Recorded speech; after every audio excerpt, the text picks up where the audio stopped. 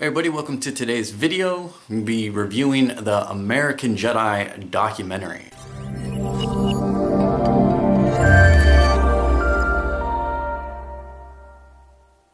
A few quick points. First of all, this is not going to be a spoiler review. This is spoiler free, right? Because I'm not going to be talking about any specific parts. I'm not going to be talking about things that I liked in it or things that I didn't like. I'm not going to get into specifics. The reason for this is I think when someone does that, you can inadvertently direct people's attentions to things. They start looking for those moments within the documentary. If you're like, oh, I really didn't like this part, they start looking for that part to see like why, what's going on with it. Or even if you say, oh, I really love this part, they're kind of waiting for that part to happen and they're not taking the movie in its entirety. I've already been asked a couple of times, should I see it? And that is a question that no one can answer but yourself. I will offer some points that might help in that decision. Overall, this is a question of what are you looking to spend your time on? What are you looking to spend your money on? So it's a question of financial investment, time investment, and is this a subject that you really want to see? Is this something that interests you? If it's not, then don't like invest your time or money in something that's not of interest to you. You're not gonna be out of the loop, you're not gonna be out of the know if you don't watch it. It's not something that's gonna give you an in-depth view of Jedi philosophy. That's not what the documentary was ever intended to be, and that's certainly not what it turned out to be. This is not an in-depth look at Jedi philosophy and how that applies to everyday life.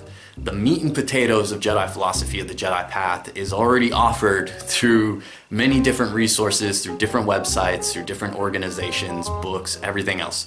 So if you're looking for something that dives in to Jedi philosophy, you already have plenty of different resources available. This documentary does not do this. What I think the documentary does do is capture the essence of what we aspire to.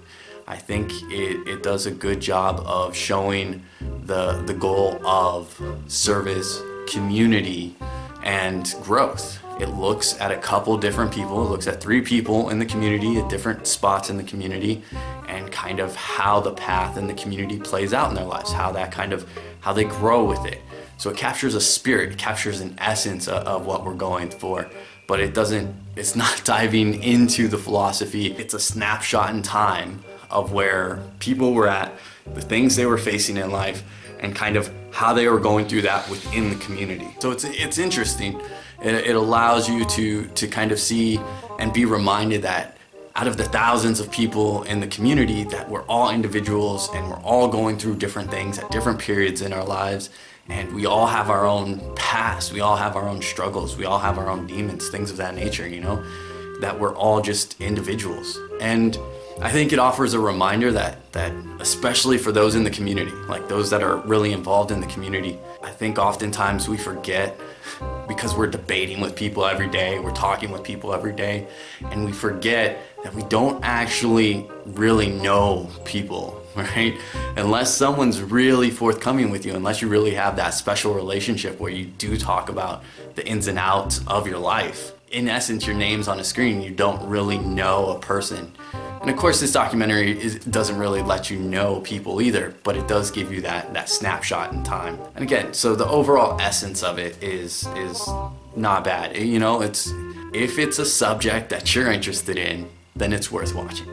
If you're like, I don't really need to see individual Jedi and kind of their snapshot in time journey, I don't really care about that. I understand the essence of the path, I don't really need a reminder, then if it's not for you, it's not for you. Like, then you're not gonna enjoy it. And you can't watch it for sections, you can't watch it to see one thing. You do have to take it in its entirety, as most movies are. Then again, I'm in it, so that's a biased review. That doesn't really count. That's not an endorsement of the film, right? But again, I think it does what it set out to do. I think it does what the producers and directors wanted it to do, and each person's gonna have their own take from that point forward. There's always gonna be things in there that people enjoy, there's gonna be things that people don't like. That's just how it goes, and you're gonna have to draw your own conclusions if you so desire. You don't have to watch it, but if you do, we do have links in the descriptions below. It is stateside only right now, so it's only available in the United States, or maybe North America. I'm not sure about Canada, but I know other people internationally, such as Australia, cannot view it as of yet. I don't do book reviews because it just boils down to that simple fact. If this is something you're interested in, check it out or not, or pass, you know? You don't have to invest your time and money into something just because it carries the Jedi name. You don't have to do that. Like, you're not beholden to anything. I don't think you need that reminder, but there it is anyhow. Anyways, everybody, thank you for watching. You know where the buttons are. You can like, dislike, subscribe, unsubscribe, block, bell, whatever. May the force be with you. Real quick, if you do watch it and you do have questions, concerns, anything like that, my door is always open. You can reach me on Twitter, Instagram, Facebook, our website. Door is open.